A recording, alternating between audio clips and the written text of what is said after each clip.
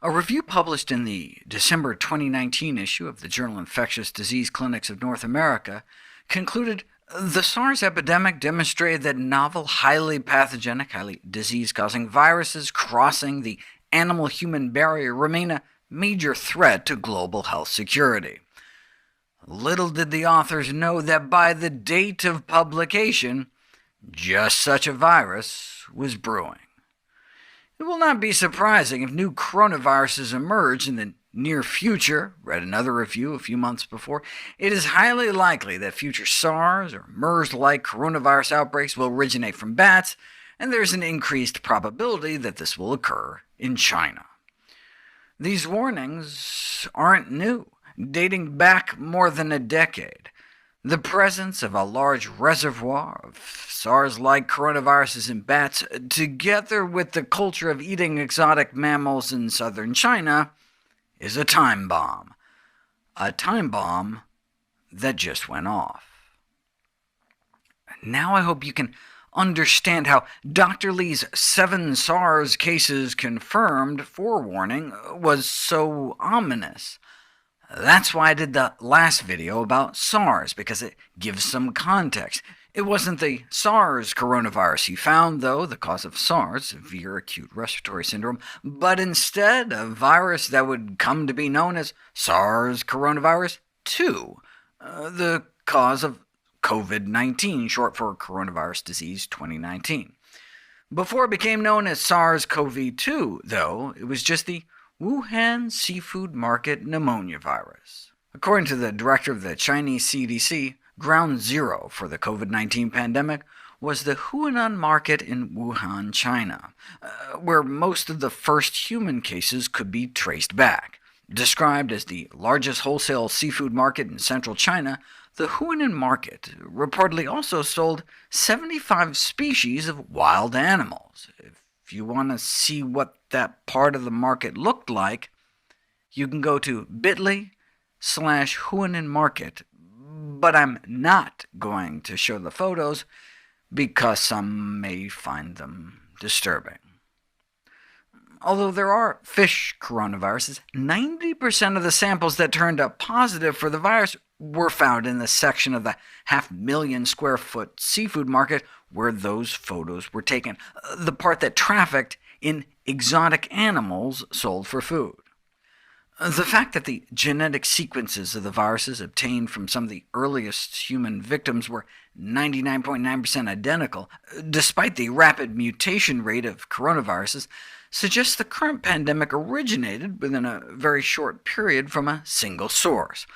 Although there have been documented reports of the original SARS coronavirus escaping from laboratories, the fact that the COVID-19 coronavirus was optimized for binding to human cells in a novel way suggests that the new pandemic we now face was not made in some laboratory, but rather through natural means, though to lock in the necessary mutations, the animal host would probably have to have a high population density.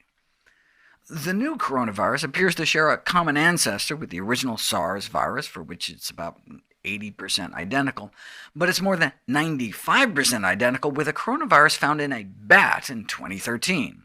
The current thinking is that the COVID-19 virus originated in bats, but then jumped to humans only after passing through an intermediate host. The pandemic emerged in winter, after all, when most bat species in Wuhan are hibernating, and no bats were reportedly found at the Hunan market. There were labs in the proximity of the market where bat viruses might have escaped, but the virus was found in environmental samples taken directly from the market. Unfortunately, the market was closed and cleared before the animals themselves were tested, complicating the forensic search for the source. In the case of SARS, the intermediate host between bats and human-to-human transmission was the civet. In MERS, it was camels. What was the intermediate host for COVID-19? The leading candidate for the stepping stone civet of the current outbreak is the pangolin. Also known as scaly anteaters, pangolins look like a cross between a sloth than a pine cone. But between the demand for their meat as a delicacy and their scales for use in traditional Chinese medicine, pangolins are the most trafficked mammal in the world. Pangolins are served in high-end restaurants in China. Once the order is placed, the animal may be hammered until it is unconscious, and then slaughtered in front of the customers as a guarantee of the meat's freshness. The blood is drained and usually given to the customer to bring home or use to make pangolin blood fried rice. Coronaviruses from 2 separate batches of diseased pangolins being smuggled into China were found to be about 90% identical with the COVID-19 virus. Not only is the pangolin the only other mammal found to be infected with SARS-CoV-2-like viruses, but the critical receptor binding region of the pangolin coronavirus spike protein is virtually identical to the human strain. Work is still underway, but whichever the animal was, that one meal, that one medicine, may have ended up costing humanity a few $trillion and a few million lives. Given the role exotic animal trafficking appears to have played in the current global health crisis, some in the international scientific community have called for a ban on the sale of wild animals and the closure of live animal markets. Even infectious disease experts within Wuhan started calling for completely eradicating wildlife trading. On January 26, 2020, the Chinese government responded, announcing a total ban on the trade and sale of wild animal meat, reportedly shutting down or quarantining almost 20,000 wildlife farms across 7 Chinese provinces, though the ban is only set to be temporary. After the SARS outbreak in 2003, Chinese officials enacted a similar ban on the trade of civet cats, but within months, the ban was lifted, and the animals were back on the menu. Much of the wildlife trade was already illegal in China in the first place, with flaunted bans dating back more than a decade. The Chinese pangolin, for example, is officially considered a critically endangered species. That's part of the draw, though, as a serving of extra-rare meat may project prestige and wealth. A thriving black market already exists and could potentially be driven further underground by government action. The ultimate solution, wrote a group of Chinese scientists, lies in changing people's minds about what is delicious, trendy, prestigious, or healthy to eat.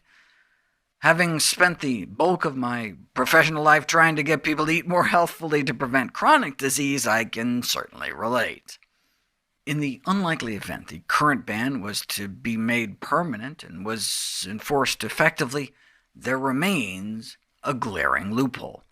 The ban exempts the use of wild animals for traditional Chinese medicine, so while it's currently illegal to eat pangolin meat, it's not illegal to eat other pangolin parts. How ironic that the pandemic appears to have arisen in a market selling remedies purported to promote immunity and longevity. Pangolin blood is said to promote circulation. For only about $30 a pound, anyone can go online and buy Chinese bat feces to treat their eye disorders.